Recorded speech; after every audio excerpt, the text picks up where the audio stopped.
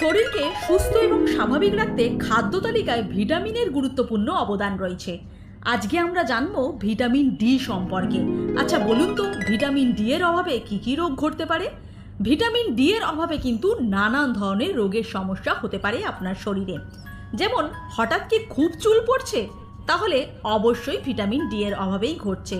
শীঘ্রই ডাক্তারের পরামর্শ নিন।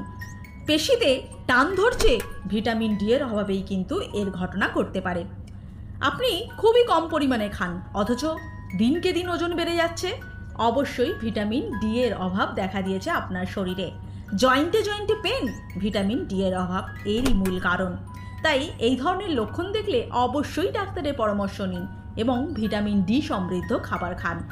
ভিডিওটি ভালো লাগলে অবশ্যই চ্যানেলটিকে সাবস্ক্রাইব করে রাখুন এই ধরনের ছোট্ট ছোট্ট ইনফরমেশনের জন্য। ভালো থাকুন, সুস্থ থাকুন, সকলকে ভালো রাখুন। ধন্যবাদ।